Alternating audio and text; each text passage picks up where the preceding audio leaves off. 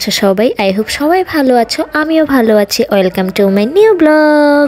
দিন দিন এত অলস হয়ে যাচ্ছে যে তোমাদের ঠিকমতো ব্লগ ভিডিও দিতেই পারছি না। মোবাইলে ভিডিওর ক্লিপ নিয়েই রাখি, বাট পরে আর এডিট করতে কেন জানি একদমই ভালো লাগে না। আর ব্লগারদের কার কার এই অবস্থা হয় আমাকে একটু কমেন্ট করে জানাইও কিন্তু। সো আজকে রাতে আমাদের হুট করেই বের হওয়া। আমরা মূলত বের হই যে আমার আগের ফোনটা ঠিক করানোর জন্য। সো এদিকে যেতে যেতে দেখতেছি যে এখানে মেলা হচ্ছে।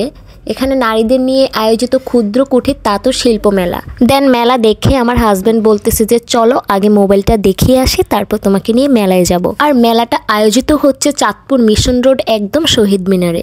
দেখলাম মেলার বাইরে কিন্তু ভালোই ভিড় আছে। সো আমরা এখন চলে আসলাম চাঁদপুর হাকিম প্লাজার দ্বিতীয় তলায়। এখানে আমরা ফোনটা ঠিক করাবো। দেন আমরা ফোনটা দিয়ে এখন চলে যাচ্ছি মেলার উদ্দেশ্যে। দেন এই তো আমরা মেলাতে চলে আসলাম। মেলাতে এসে তো আমার অনেক ভালো লাগছে। এখানে আমার অনেক পরিচিত মানুষ ছিল বলতে, যারা আমার ব্লগ ভিডিও দেখে, আমার রিলস দেখে। আসলে মানুষের ভালোবাসা ছাড়া কোনো কিছু করাই অসম্ভব। যখন মানুষ আমার রিলস ব্লগ ভিডিও দেখে আমার কাছে এসে বলে তোমার ভিডিও দেখে আমার অনেক ভালো লাগে, তখন কিন্তু আমার নিজের কাছেও সত্যি বলতে অনেক ভালো লাগে। দেন এই তো আমরা মেলায় ঘুরতেছি, বিভিন্ন জিনিসপত্র দেখতেছি, আর অনেক সুন্দরভাবে সাজানো ছিল সবকিছু। এখানে অনেক জিনিসপত্র উঠেছে। সো আমি ঘুরিয়ে ঘুরিয়ে তোমাদেরকে দেখাচ্ছি। আর মেলাতে কিন্তু ভালোই ভিড় হয়েছে। জায়গাটা ছোট হলেও সবকিছু অনেক সাজানো গোছানো ছিল। আর মেলা মানেই হচ্ছে বাঙালির আবেগ, বাঙালির ইমোশন। মেলাতে ভিড় থাকবে না তো কোথায় থাকবে? মেলা শুরু হলেই মনে হয় একটু দেখে আসি, একটু ঘুরে আসি। তাই তো মেলা শুরু হলেই আমরা চলে আসি মেলাতে ঘুরতে। মেলাতে কিছু কিনি আর নাই কিনি, ঘুরতে কিন্তু বেশ ভালোই লাগে। সো আমি ঘুরে ঘুরে দেখতেছি যে কি কিনা যায়। আমি এদিক সেদিক তাকানোর পর আমার চোখ পড়ে যায় একটা মালার উপরে। আমরা তো ভিতরে দেখাবো। আচ্ছা, এগুলো কত করে? 100 টাকা পিস। এত দাম? এটার সাথে তো ইয়াররিং নাই। না, রিং নেই। সিঙ্গেল এত দাম কেমনে হয়? দেন আমি 100 টাকা দিয়ে এই মালাটা নিয়ে নিলাম। সো সাথে দুটো ক্লিপ নিলাম।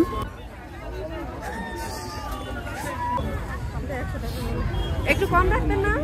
আর মেলাতে কিন্তু অনেক জিনিসপত্র উঠেছে যা আমাদের প্রয়োজনে লাগে, অ্যান্ড বাচ্চাদের খেলনা হতে শুরু করে অনেক যাবতীয় জিনিসপত্র।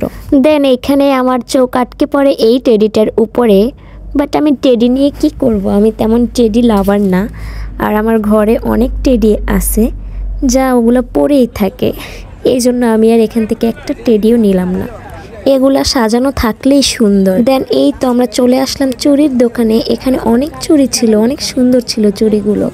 মেয়েদের আবেগ হচ্ছে চুড়ি, মেয়েদের ভালোবাসা হচ্ছে চুড়ি। সো আমি এখানে এই চুড়িটা দেখতেছিলাম, বাট নিলাম না, বিকজ আমি এই চুড়ির মধ্যে অন্য কালার খুঁজতেছিলাম যা এখানে ছিল। দেন হাঁটতে হাঁটতে চোখ পড়ে যায় আমার এই জুয়েলারিগুলোর উপরে।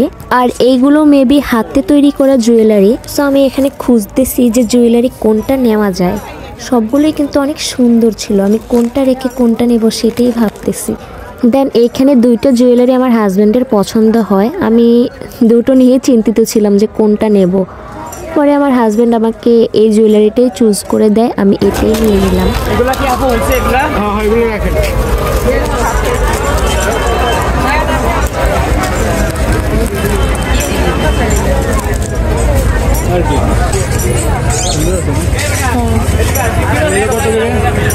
এগুলো কত করে আঙ্কেল? আন্টি এটা হচ্ছে আপনার 950 টাকা আন্টি। আর কইবা আঙ্কেল। এইখানে তো ওই ভাইয়াটার কথা শুনে আমরা হাসতে হাসতে শেষ। আমি ভাইয়াটাকে আঙ্কেল বলাতে ভাইয়া আবার আমাকে আন্টি বলে রিপ্লাই করে।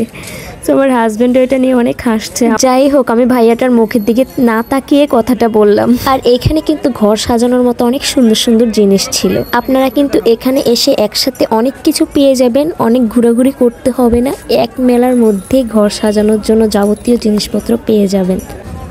ছোট ছোট গ্লাস জল খাওয়ার জন্য। আর এই দিকে তো আমার মেলায় ঘোরা একদমই শেষ হচ্ছে না, সব কিছুর দিকেই চোখ যাচ্ছে। এইখানে অনেক সুন্দর সুন্দর জুয়েলারি ছিল, অনেক সুন্দর সুন্দর ঝুমকা ছিল।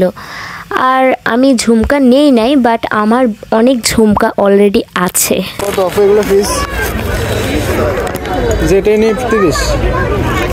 আর এখানে অনেক সুন্দর সুন্দর কলম বিক্রি করতেছিল, অনেক ডিজাইনের চিরুনি, আয়না, পাখা, অনেক রকমের কলম। সো আমি এখান থেকে 3টা কলম নিয়ে নিই। আর কলম নেওয়ার পরেই দেখলাম একটা খাবারের দোকান। সো আমি এখানে দেখতেছি যে অনেক সুন্দর সুন্দর পিঠা ঘরে বানানো, আর এগুলো ছিল একদম আপুটা নিজ হাতে তৈরি। সো এখানে অনেক অনেক অনেক আইটেমের ছিল।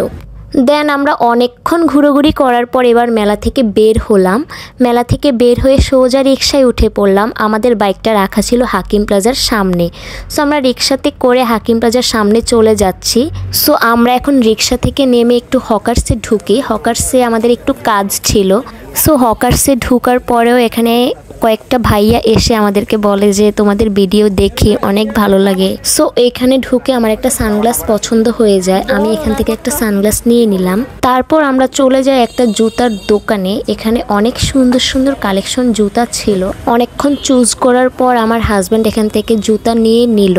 দেন এই তো আমরা এখন বাইকের সামনে চলে আসছি। এইখান থেকে সোজা চলে গেলাম হাসান আলী মাঠের অপোজিটে মাহিদ ভাইয়ার ফুচকার দোকানে। আর ওনার ফুচকার প্রশংসা না করলে নাই হয়। দেন আমরা এখানে এসে একটা বেলপুরি একটা ফুচকা অর্ডার করে দিই। আর সাথে সাথে আমাদের ফুচকা অ্যান্ড বেলপুরিটা চলেও আসে। মাহিদ ভাইয়ার ফুচকা বেলপুরি চটপটে জাস্ট ওয়াও হয়, জাস্ট ওয়াও। যারা চাঁদপুরের আছো, যারা ট্রাই করেছো তারা অবশ্যই জানো নিশ্চয়। দেন এইখানে আমরা খাওয়া শেষ করে বের হয়ে পড়লাম সোজা বাসার উদ্দেশ্যে। সো আর কি বলবো, আজকের ব্লগটা এইটুকুই। সবাই সুস্থ থাকবা, ভালো থাকবা অ্যান্ড আমাদেরকে বেশি বেশি করে সাপোর্ট করবা। টাটা।